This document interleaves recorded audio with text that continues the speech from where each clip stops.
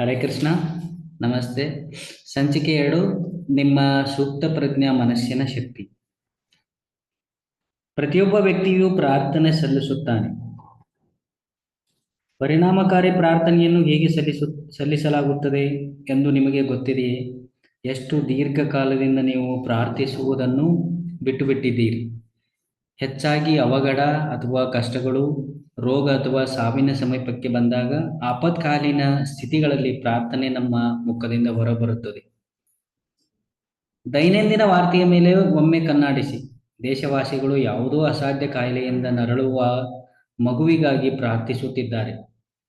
ದೇಶಗಳ ನಡುವಿನ ಶಾಂತಿಗಾಗಿ ಅನುಗ್ರಹಗಳನ್ನು ಬೇಡುತ್ತಿದ್ದಾರೆ. ಯಾವುದೋ ಗಣಿಯ ನೆರೆಯಲ್ಲಿ ಸಿಕ್ಕಿಬಿದ್ದಿರುವ ಕಾರ್ಮಿಕರಿಗಾಗಿ ಪ್ರಾರ್ಥನೆ ಸಲ್ಲಿಸುತ್ತಿದ್ದಾರೆ. ಖಂಡಿತವಾಗಿಯೂ ಕಷ್ಟದಲ್ಲಿ ಪ್ರಾರ್ಥನೆ ಉಪಯೋಗಕ್ಕೆ ಬರುತ್ತದೆ. ಆದರೆ ಪ್ರಾರ್ಥನೆಯನ್ನು ನಮ್ಮ ಜೀವಿತದ ಅಖಂಡ ಮತ್ತು ಸೃಜನಾತ್ಮಕವಾಗಿ ಭಾಗವಾಗಿ ಮಾಡಿಕೊಂಡರೆ ಯಾವುದೇ ಕಷ್ಟದ ನಿರೀಕ್ಷೆ ಬೇಕಾಗಿಲ್ಲ. ಪ್ರಾರ್ಥನೆಯ ನಾಟಕೀಯ ಚಮತ್ಕಾರಗಳು ಪತ್ರಿಕೆಗಳ ಶೀರ್ಷಿಕೆಗಳಲ್ಲಿ ಮುದ್ರಣ ಕಾಣುತ್ತಲೇ ಇರುತ್ತವೆ. ಪ್ರಾರ್ಥನೆಯಲ್ಲೂ ಅನೇಕ ವಿಧ. ಮಕ್ಕಳ ಚಿಕ್ಕ ಚಿಕ್ಕ ಪ್ರಾರ್ಥನೆಗಳು, ಪ್ರತಿದಿನ ಊಟದ ಸಮಯ, ಭಗವಂತನ ಸ್ಮರಣೆ, ಹೀಗೆ. ನಾನು ಬಹು ಸಮಯದಿಂದ ಪ್ರಾರ್ಥನೆಯ ವಿಭಿನ್ನ ವಿಧಿಗಳ ಅಧ್ಯಯನ ಮಾಡುತ್ತಾ ಬಂದಿದ್ದೇನೆ. ನಾನು ಖುದ್ದು ನನ್ನ ಜೀವನದಲ್ಲಿ ಇದರ ಅನುಭವ ಪಡೆದಿದ್ದೇನೆ. ಪ್ರಾರ್ಥನೆಯ ಲಾಭ ಗಳಿಸಿದವರೊಡನೆ ನಾನು ಮಾತನಾಡಿದ್ದೇನೆ. ಒಟ್ಟಿನಲ್ಲಿ ಒಬ್ಬರು ಇನ್ನೊಬ್ಬರಿಗೆ ಪ್ರಾರ್ಥನೆಯನ್ನು ಹೇಗೆ ಕಲಿಸಿಕೊಡುವುದು? ಕಷ್ಟದಲ್ಲಿ ಸಿಲುಕಿರುವ ಮಂದಿಗೆ ತಾರ್ಕಿಕವಾಗಿ ಹೇಳಿಕೊಡುವುದು ಕಷ್ಟವೇ. ಅದಕ್ಕೆ ಅತಿ ಸರಳ ವಿಧಾನ ಬೇಕು. ಹಾಗಿದ್ದರೆ ಅವರಿಗೆ ಸುಲಭ ಸಾಧ್ಯ. ಈ ಪುಸ್ತಕದ ವಿಶೇಷತೆ ಅಂದರೆ ಇದು ವ್ಯಾವಹಾರಿಕವೂ ಯಥಾರ್ಥವೂ ಆಗಿರುವಂಥದ್ದು. ಇದರಲ್ಲಿ ನಿಮಗೆ ಸುಲಭವಾದ ತಂತ್ರಗಳು ಸಿಗುತ್ತವೆ. ಈ ಮೂಲಕ ನೀವು ದೈನಂದಿನ ಕಲಾಪಗಳಲ್ಲಿ ಅವನ್ನು ಅಳವಡಿಸಲು ಸುಲಭವಾಗುತ್ತದೆ. ಈ ಸರಳ ವಿಧಾನವನ್ನು ನಾನು ಜಗತ್ತಿನಾದ್ಯಂತ ಜನರಿಗೆ ಕಲಿಸಿದ್ದೇನೆ.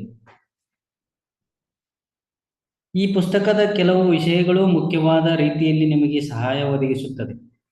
ನೀವು ಯಾವ ವಿಚಾರದ ಬಗ್ಗೆ ಪ್ರಾರ್ಥನೆಯನ್ನು ಸಲ್ಲಿಸುತ್ತೀರೋ ಸಾಮಾನ್ಯವಾಗಿ ಅದರ ವಿಪರೀತ ಪರಿಣಾಮ ಉಂಟಾಗುತ್ತದೆ ಎನ್ನುವ ರಹಸ್ಯದ ಬಗ್ಗೆ ಹೇಳಲಾಗಿದೆ. ಜಗತ್ತಿನ ಸಹಸ್ರಾರು ಜನರು ಇದೇ ಪ್ರಶ್ನೆಯನ್ನು ಕೇಳಿದ್ದಾರೆ. ಪದೇ ಪದೇ ಪ್ರಾರ್ಥಿಸಿದರೂ ನಮಗೆ ಫಲ ಸಿಗಲಿಲ್ಲ ಏಕೆ? ಇದಕ್ಕಿರುವ ಕಾರಣ ಈ ಪುಸ್ತಕದಲ್ಲಿ ನಿಮಗೆ ಲಭ್ಯವಿದೆ. ಇದರಲ್ಲಿ ಸೂಕ್ತ ಪ್ರಜ್ಞಾ ಮನಸ್ಸನ್ನು ಪ್ರಭಾವಕ್ಕೆ ಒಳಗಾಗಿಸುವ ಮತ್ತು ಸರಿಯಾದ ಉತ್ತರವನ್ನು ಪಡೆಯುವ ಸೃಷ್ಟೀಕರಣವನ್ನು ನೀಡಲಾಗಿದೆ. ಅವೆಲ್ಲ ಅನುಪಮವಾಗಿದೆ. ಇದು ಕಷ್ಟದ ಸಮಯದಲ್ಲಿ ಖಂಡಿತವಾಗಿಯೂ ಸಹಾಯ ಮಾಡುತ್ತದೆ.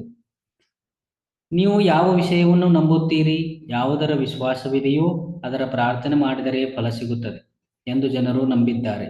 ಹಾಗಿಲ್ಲ. ಅವರಿಗೆ ತಮ್ಮ ವಿಶ್ವಾಸದ ಕಾರಣದಿಂದ ಉತ್ತರ ಸಿಗುತ್ತದೆ.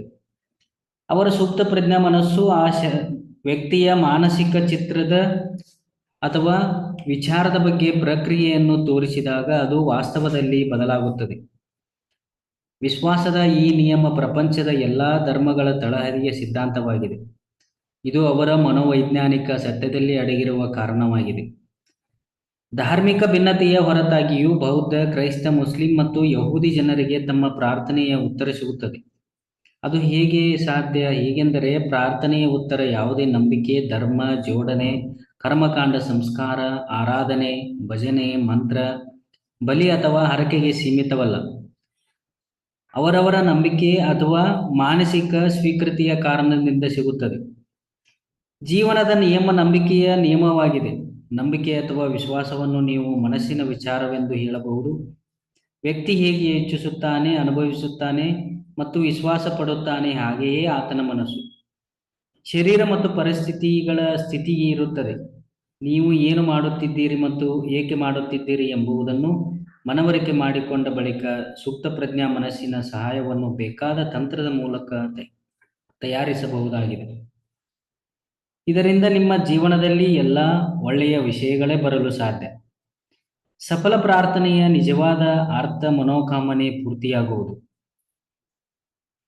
ಹರೇ ಕೃಷ್ಣ.